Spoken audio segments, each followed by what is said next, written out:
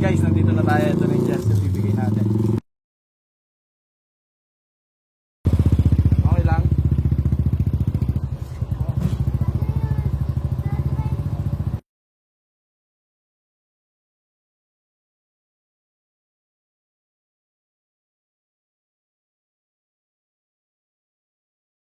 Ha?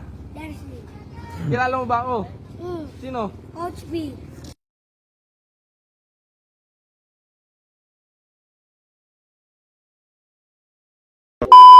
So what's up guys, no, for today's video, pupunta natin yung pamangkin ng tropa kong bata dahil sobrang idol niya daw si Coach B.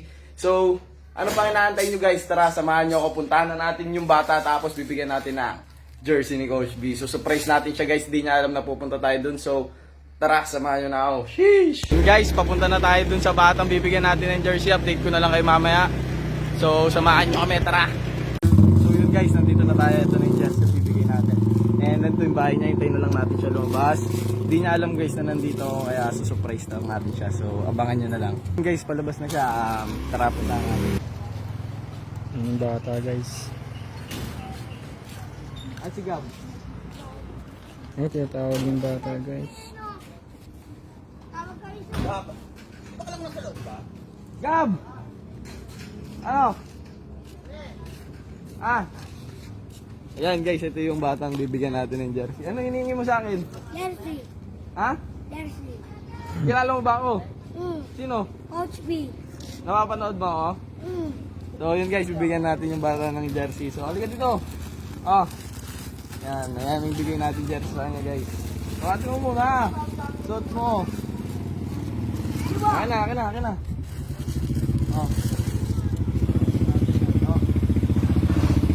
Malaki yata sa ito dob eh. Okay lang.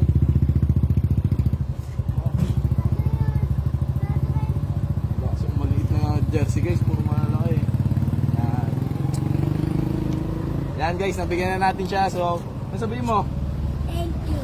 Yan. So yun guys, maraming salamat sa panonood nyo. Update ko na lang ulit kayo sa bibigyan ko ng jersey yun guys. Maraming salamat. So yun guys, gusto ko lang magpasalamat sa inyong lahat na kahit di na ako sikat, kahit wala na ako sa bootcamp, and ako na lang mag-isa nagbablog, nandyan pa rin kayo sumusuporta sa akin. Maraming salamat po and na-appreciate ko po lahat yun.